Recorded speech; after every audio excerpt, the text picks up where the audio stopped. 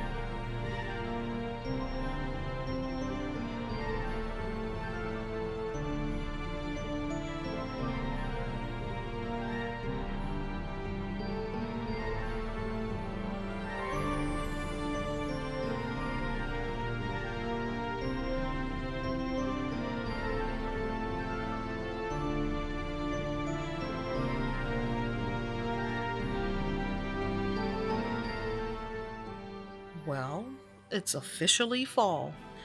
Not only that, but we have clouds and rain, and it is glorious.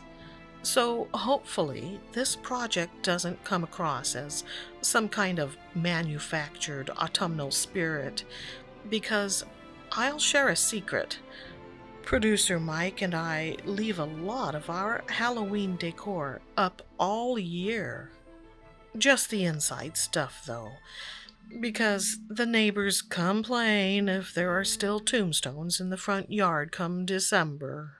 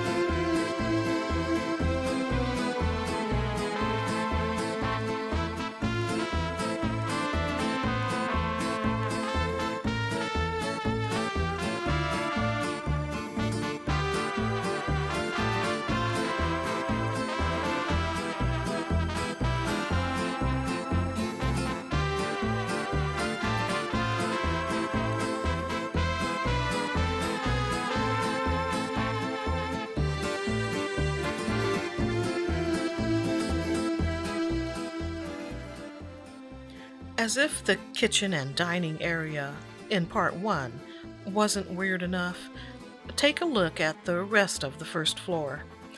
If this were more like an actual Victorian house, there would be a fireplace in the parlor and another in the let's call it a library, since although it has an upright piano, there are also bookshelves. But I needed the wall space, so. But you can't have a haunted house without a chimney, so I stuck a fireplace in the stair hall. But that isn't even the oddest part, because if you'll notice, there are no windows for light to get in there. And because things like that bug me, I have to imagine that there's either a tower or a skylight above.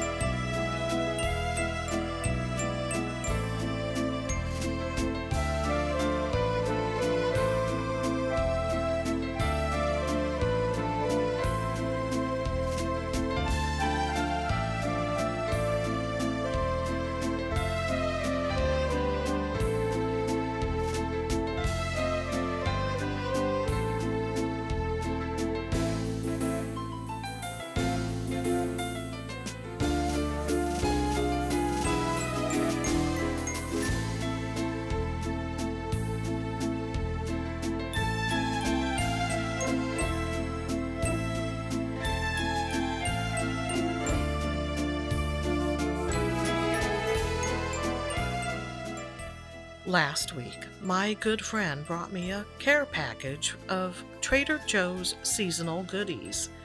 So, as this voiceover is being recorded, I am enjoying a hot mug of Harvest Blend herbal tea and reminiscing over the hazelnut chocolates and fall harvest salsa that were finished off several days ago.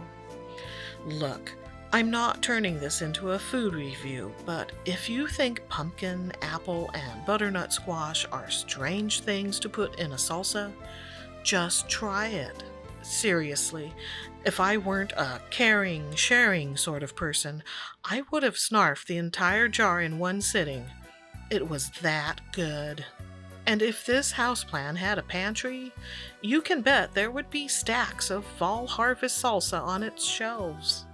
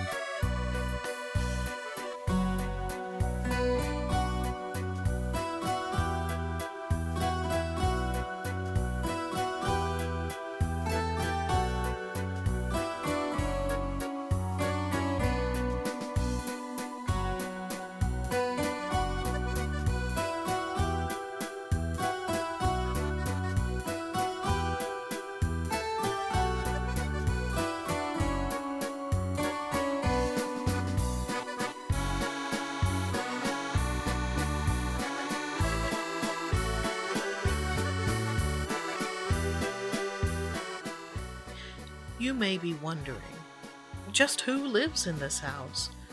And that's a fair question. I mean, there are references to witches, vampires, ghosts, and malevolent animalia and vegetalia. That's not even counting what's in the lower and upper levels. So maybe the question should be, who isn't residing here?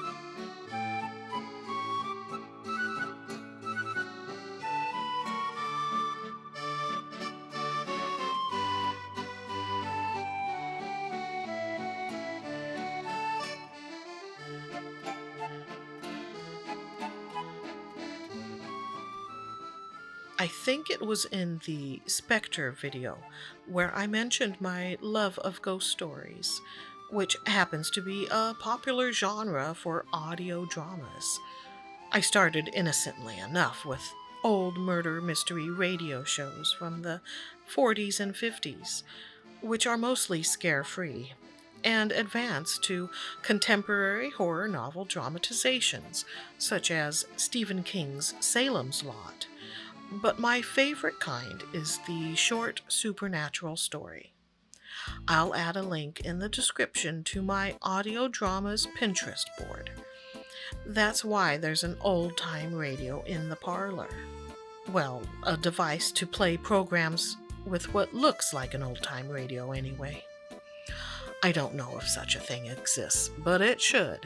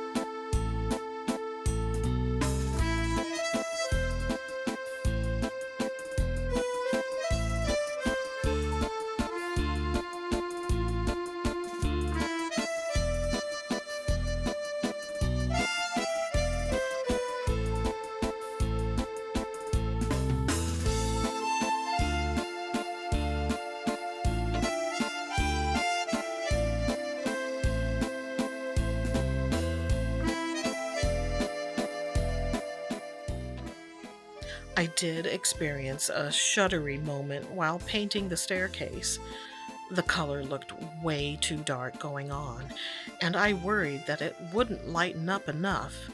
But Color Shift came to the rescue, and I'm pleased with the end result. I don't know why I sometimes have those moments of, oh no, it's too dark. I mean, it's not like I don't know what medium I'm working with. I've simply got to remember shift happens.